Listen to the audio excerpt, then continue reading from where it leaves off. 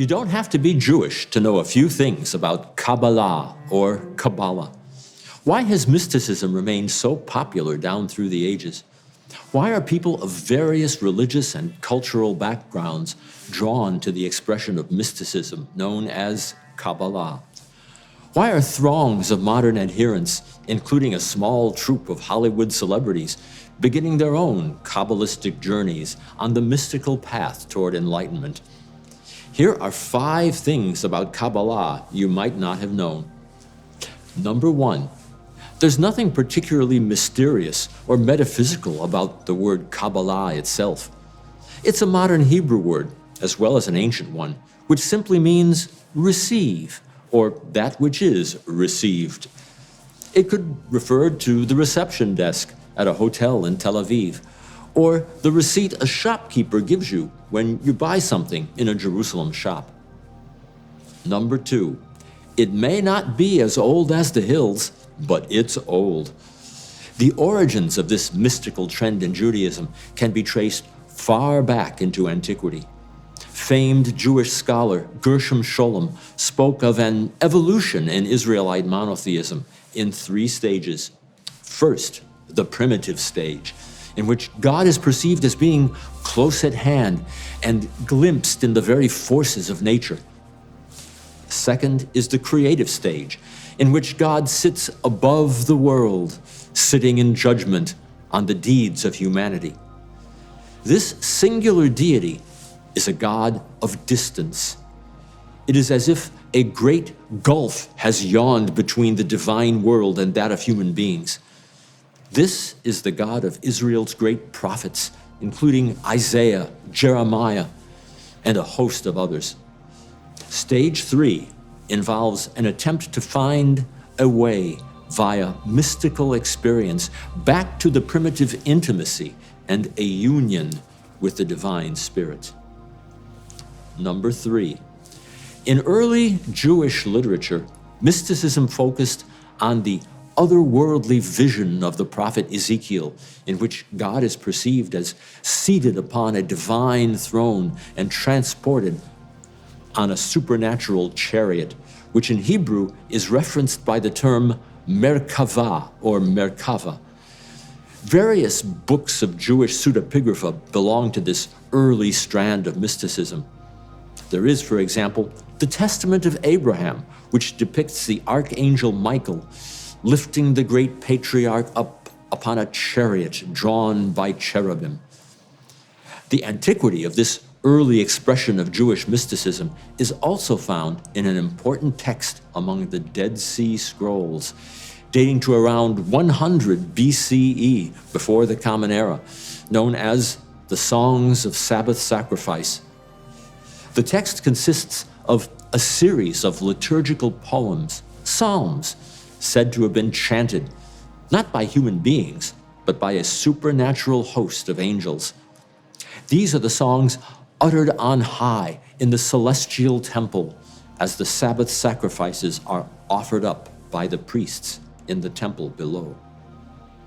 Somewhere between the 3rd and 6th centuries of the Common Era, a curious text called the Book of Creation, or Sefer Yetzirah, surfaced. As with so many works of Kabbalah, the author is anonymous.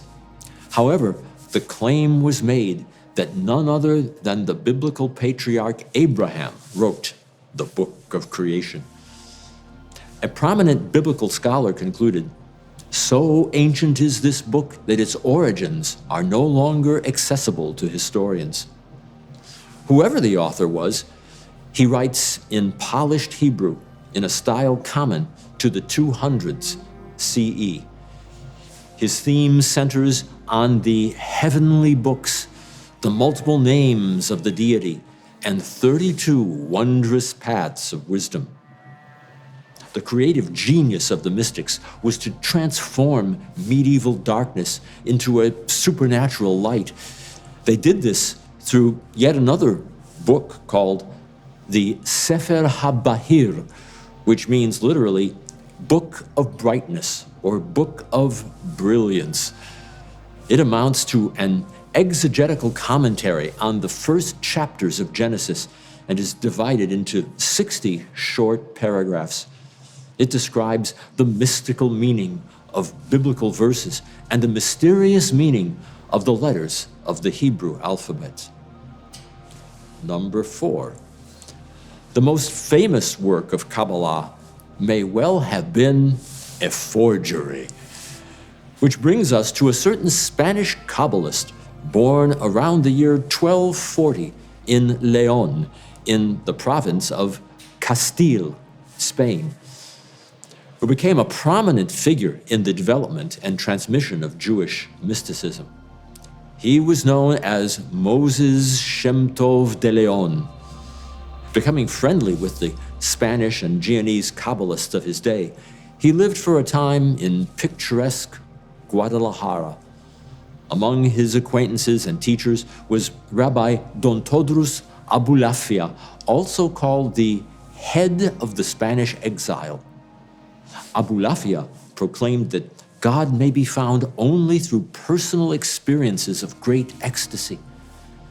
During the course of his wanderings, Moses de León turned to writing, producing the first of his works around 1285. But his most voluminous work was called the Zohar, meaning light and connoting splendor. In centuries to come, this one book would come to be regarded as virtually synonymous with Kabbalah. Curiously enough, he claimed that he hadn't written it. Rather, it was the work of none other than Simeon ben Yochai, or Shimon ben Yochai, the famous mystical sage of the 2nd century CE. Moses de León had only found it. The time for its revelation to the world had come, because the Messianic age was drawing near. The true purpose of the Zohar is to explain the Sephirot, the 10 emanations of the divine presence into the universe. The highest of the Sephirot is called Keter, or crown. It is the unfathomable will of God, primordial and co-eternal, with the mystical term Ein Sof, meaning one who has no end. Beneath Keter, on the right side of the tree, is Chokhmah, the domain of wisdom, beyond the intellectual process. It is balanced on the left side by Binah, the realm of rational understanding. The emanations on the right are marked by mercy, while those on the left are characterized by judgment, or din. Next, on the right, is chesed, or loving kindness, the level on which goodness penetrates into the world. On the left is gvurah, representing divine power, strength, and fear. In the center of the tree is tiferet, the realm of beauty and aesthetics, when all things are in balance. Below and on the right is netzach, victory or endurance, balanced on the left by hod, majesty or splendor, which unsettles the complacent. It is associated in the soul with the power to advance and the perseverance born of inner commitment. Beneath these emanations is Yesod, the foundation. It is associated with the power to contact and communicate with outer reality. At the bottom of the tree is Malchut, kingdom, also called Shekhinah, or dwelling. It is the kingdom within and the power of self-expression. Number 5. It all boils down to repairing the world. So let's consider the most popular version of Kabbalah found in expression in a city nestled high in the hills of northern Galilee, known as Safed, or Tzfat. Its spirit was contagious, its influence being felt by Jews all over the world. Adding to this influence was a sage who would be called nothing short of divine, Ha-Elohi Rabbi Yitzchak, or the divine Rabbi Isaac, more popularly known as Isaac Luria. His system, Lurianic mysticism, as it came to be called, postulated that in the beginning there was contraction of the divine presence, called Tzimtzum, by which the Godhead created an empty region, infinitesimally small, allowing for the existence of the world. Thereafter, divine light formed the primordial man. Light emanating from the eyes of this so-called Adam Kadmon was to be contained in special vessels, or kelim. But some of the vessels could not contain the light and shattered. This was called Shvirat HaKelim, the breaking of the vessels. While most of the light returned to the infinite source, the remainder scattered as sparks, attached to the broken shards of the vessels. The sparks, now entrapped in material existence, wait for human beings to liberate them and restore them to divinity.